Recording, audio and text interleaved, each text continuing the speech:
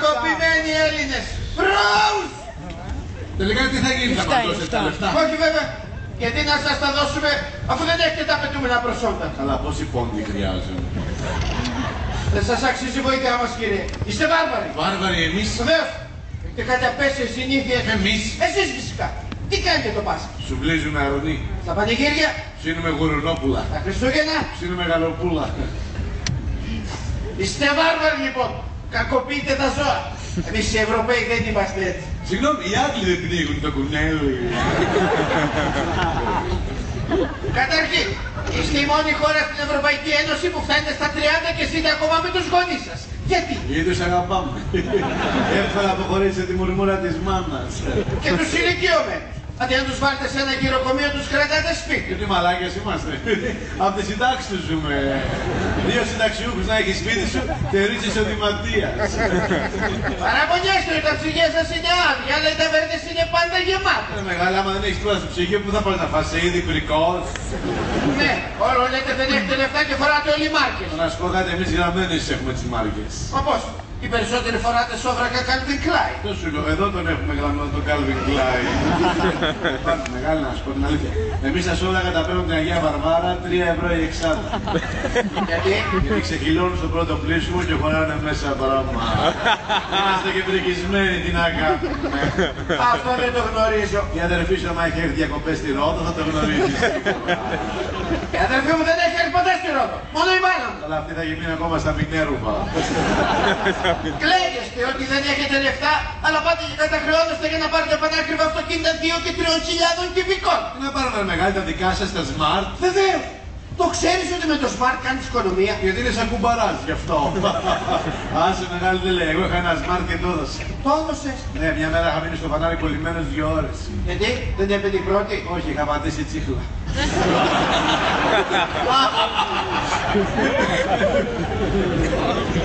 Τελικά τι θα γίνει, θα μας δώσετε τα λεφτά? Ο δημόσιος τομέας σας.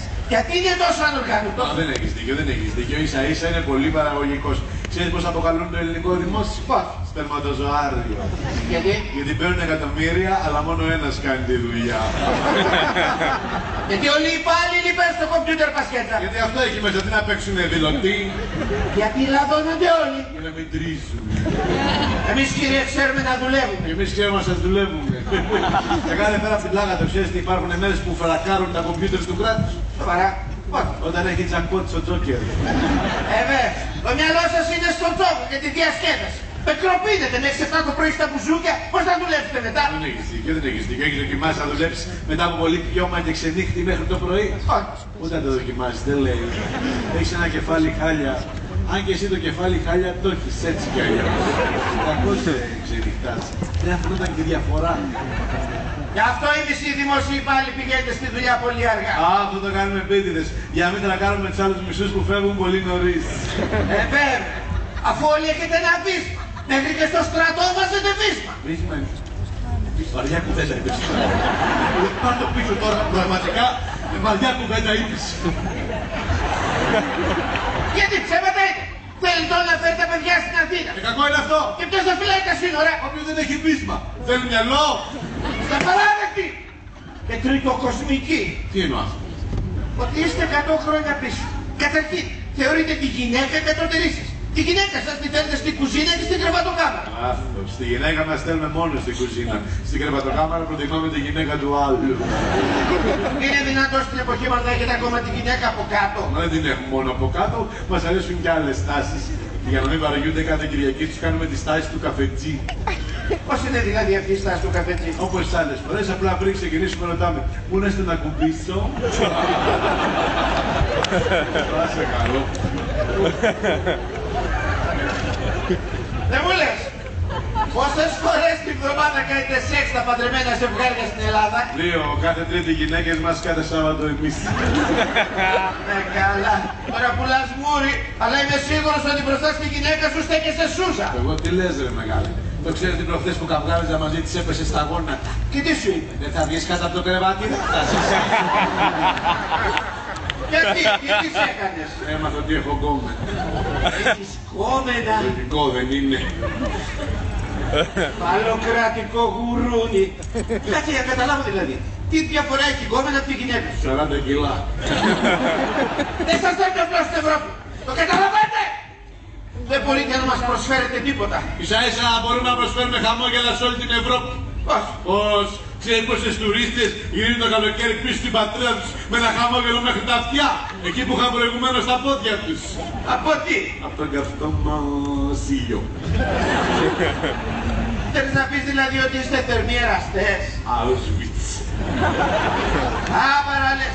Εμείς οι Ευρωπαίοι κάνουμε στις γυναίκες μας 3 φορές σεξ και το πρωί που ξυπνάνε μας λένε «Ήσουν υπέροχος». Εσείς πόσες φορές τους κάνετε σεξ? Μία. Μία μόνο. Και το πρωί τι σας λένε? Μη σταματάς.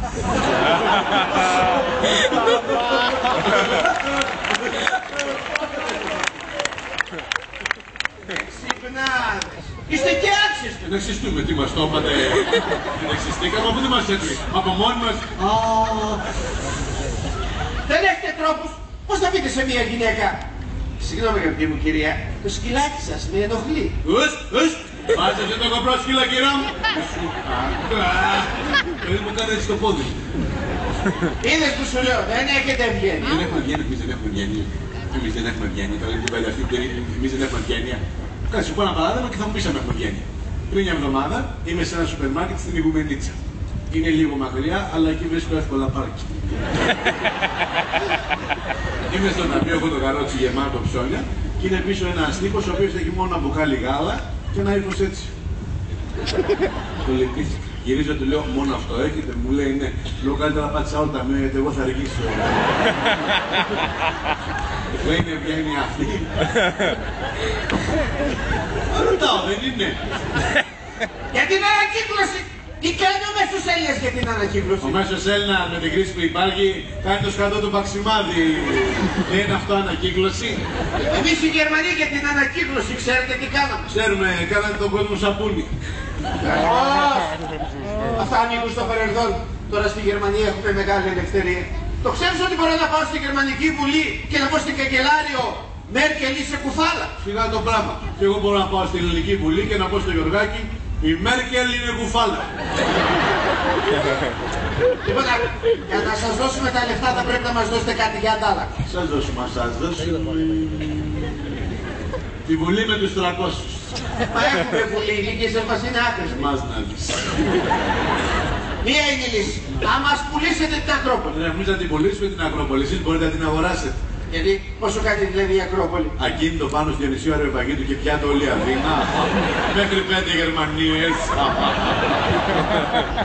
5 Γερμανίες. Δηλαδή με μια Γερμανία τι παίρνει?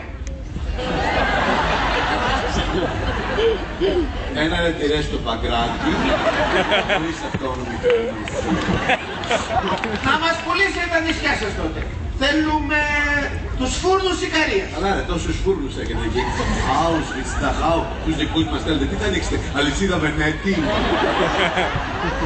Δώστε μας την Μύκονο τότε. Πόσο κάνει η Μύκονος? Εξαρτάται, θέλετε μαζί με το γαλάτι ή χωρίς? Τι διαφορά είναι? Άμα πάρετε και το γαλάτι θα σας κάνει με έκπτωση. Εσείς, ποιο νησί μας προτείνετε? Κοίτα μεγάλο, εγώ νομίζω ότι το μόνο νησί που θα είστε εσάς στο σπίτι σας είναι η Σαλαμίνα. Σας στο σπίτι μας η Σαλαμίνα, γιατί? Γιατί η Σαλαμίνα πας και έρχεσαι με την παντόφλα. Τριάδες. Εμένα μ' άρεσε. Το βρήκα πιέσταντα και μπράβο που το είπα.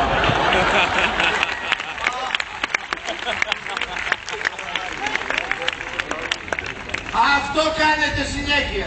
Πουλάτε πνεύμα χωρίς να έχετε τη στοιχειώδη εξυπνάδα και θα στο αποδείξω. Για πες, τι είναι αυτό που έχει? Φτερά, ράφος και από κάτω ένα κουκούτσι.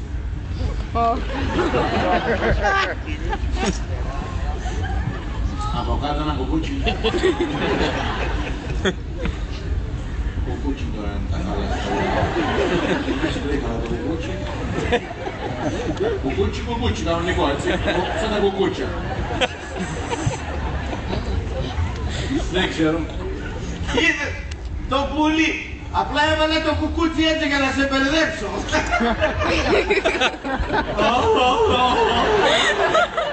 Κάτσε ρε μεγάλη να σου πω εγώ ένα quiz. Επειδή είσαι έξυπνος σε Γερμανός, να δούμε να το βρεις. Τι είναι αυτό που είναι μακρύ, κόκκινο και στρογγυλό μπροστά, από κάτω έχει δύο μπάλες, οι Γερμανίδες τρελαίνονται να το βάλουν στο στόμα. Για πας και τα λόγια σου. Από κάτω δύο μπάλες, από πάνω είναι μακρύ, κόκκινο και στρογγυλό μπροστά, από κάτω δύο μπάλες, οι Γερμανίδες τρελαίνονται να το βάλουν στο στόμα. Δεν ξέρω. Το κραγιόν της μπάλες έβαλα έτσι για να σε μπερδέψει.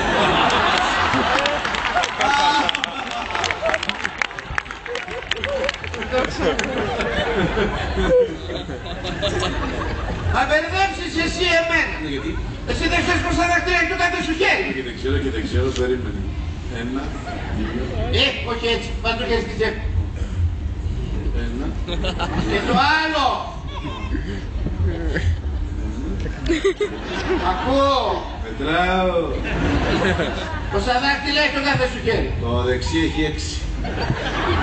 Λάθος, 5 δάχτυλα και όχι 6. Ο γάμο δεν είναι τρίπια η τσέπη και μέτρησε ένα παραπάνω. Και εγώ έχω τόσο φωτρό δάχτυλο. Θα το βάρεσα και πρίστηκε, δεν έχει σημασία. Δεν μπορείς κανείς. Για τα δαχτυλάκια, τα άλλα, τα 5 συλλαψιστά γύρω-γύρω. Δεν μπορείς κανείς. Λέω, θα ξεφωνούν. Πες μου γρήγορα. Μια λέξη με πολλά «ο».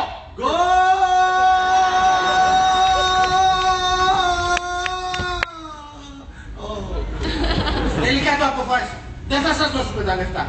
Δεν θα μας πιάσει κορόιδο ένας λαός που δεν έχει να επιδείξει μια σημαντική προσωπικότητα τους τελευταίους αιώνες. Όπως αναδείξαμε εμείς έναν Ludwig Beethoven, you know. Νίκος Καρβέλας, you know. Πάρλε Δίτρικ, you know. Ευθυθώδης, you know. Μίκαελ Μπάλαν, you know. Γιώργος Καραγκούνης, you know. Νίτσε, Φρόιν, Αϊνστάιν. Θα πάρω από τα λεφτά. Μίκαελ Σουμάχερ, you know. Πύρος Λούις, you know.